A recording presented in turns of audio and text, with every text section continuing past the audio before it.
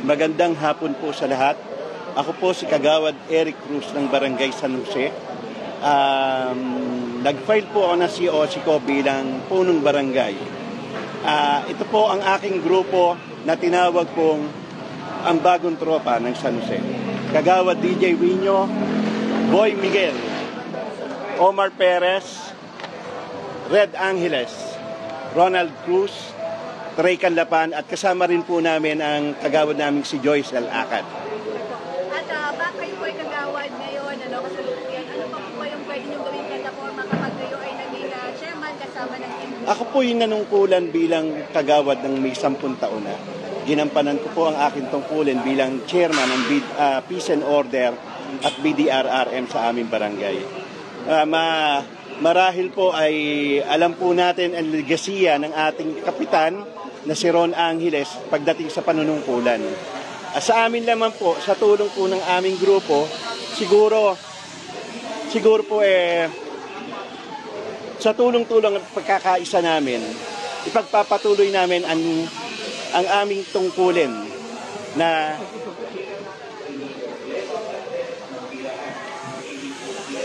pagpapatuloy po namin ang nasimula ng aming barangay captain.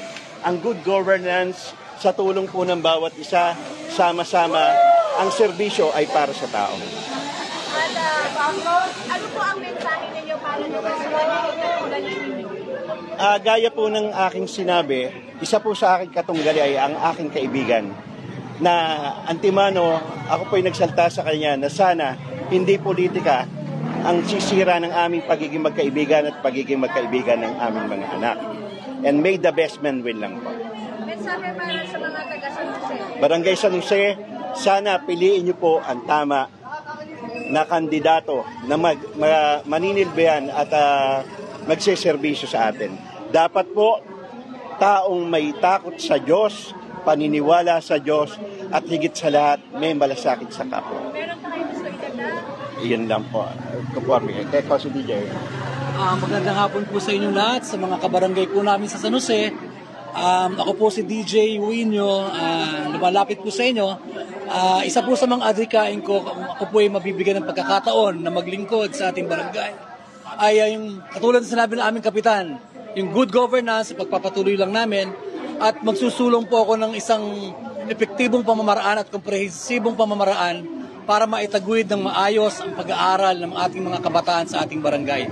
At pangalawa, lalo ko pong papalawakin ang ating mga serbisyo para sa ating mga senior citizens. Kagawad doon. Well, ako naman, alam nyo na, ako na may subok na sa paglilingkuran. Bilang presidente ng 1LGBT ng Pasig, ako ay susubok naman para sa aming barangay para magkaroon ng pagbabago o karagdagan pa na kasiyahan para sa aming barangay. Yun lamang po. Okay na po. Maraming salamat po sa inyo. Magandang hapon po. God bless.